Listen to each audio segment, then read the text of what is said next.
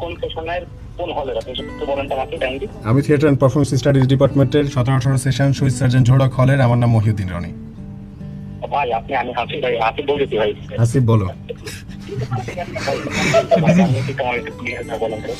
ব্যাপারটা হচ্ছে এই যে এখানে যে ব্যক্তি বসে আছে ফোন, আমরা তো ওনার সামনে দাঁড়ায় আছি, এই ব্যক্তির ব্যাপারে অভিযোগ আসছে যে যখন শিক্ষার্থীরা আসছে বুঝছো গুড়ি টলি খেয়ে, এই ব্যক্তি হচ্ছে শেখ হাসিনার যে নির্দেশনা দিয়েছে যে কোনো শিক্ষার্থীকে যদি এখানে আহত কোনো শিক্ষার্থী আসে তাদেরকে যেন ট্রিটমেন্ট না দেওয়া হয়, হ্যাঁ, এবং সেটা বাস্তবায়ন করার যে মিটিংটা হয়েছে সেই মিটিং এ এই ব্যক্তিও মানে যুক্ত ছিল এবং উনি এই মাত্র এই কথাই বলছেন। উনি বলছে সেই সিক্রেট মিটিং উনি ছিল এবং উনি বলছে যে শিক্ষার্থী মানে ডাক্তারদের পক্ষ থেকে শেখ হাসিনার পক্ষে বিবৃতি দিয়ে হ্যাঁ একটা শান্তি মিছিল হয়েছে না, জানো কিনা? হ্যাঁ, তো সেই মানে দফাদারদের কবর দেয়, সেই দফাদারদের কবর দেওয়ার মধ্যে উনিও একজন। হ্যাঁ, তো সেই জন্য ওনাকে আমরা জিজ্ঞেস করতে এসেছি যে শিক্ষার্থীরা কেন ট্রিটমেন্ট পেলো না।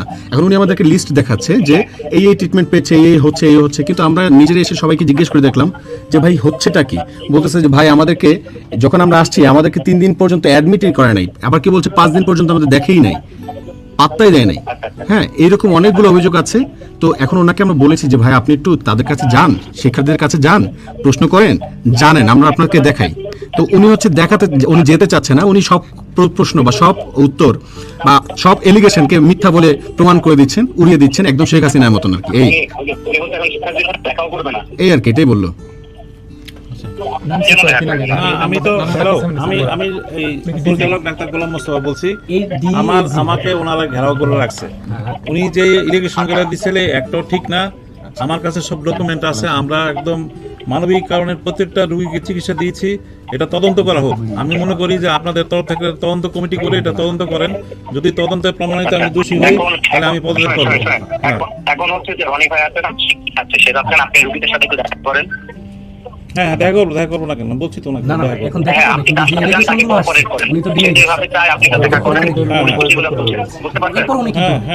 করেন আপনারা।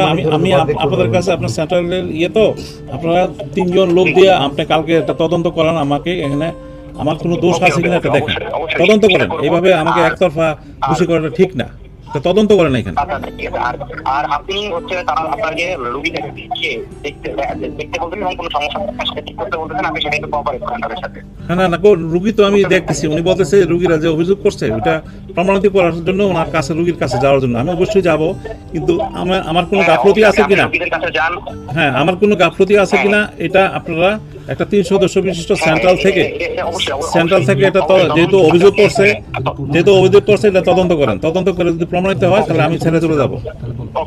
আপাতত আপনি তাকে একটু কোঅপারেট করেন, আপনি রোগীদের সাথে একটু দেখা করেন। ঠিক আছে, আপনি ওনার সাথে একটু কথা বলেন। আর যদি কারো কোনো সমস্যা থাকে আপনি একটু স্পেশালাইজ ইউনিট করেন আর কি, ডেডিকেটেড টিমের। না আমাদের এখানে আল্লাহর মতে ভালোভাবে চিকিৎসা চলতেছে। আচ্ছা, খুব ভালো। আপনি একটু ওনার সাথে আরেকবার কথা বলবেন। হ্যাঁ হাসিব বলো ভাইয়া। হ্যাঁ ভাই, আপনার ওনাকে নিয়ে রোগীদের সাথে দেখা করেন আর এই রিপোর্টগুলো আসছে এটা একটা তদন্ত কমিটি একটা করা দরকার। আপনি হচ্ছে তাকে নিয়ে একটু রোগীদের সাথে দেখা করেন, তদন্ত কমিটি করে দেন ভাই, সেন্ট্রাল ভাই।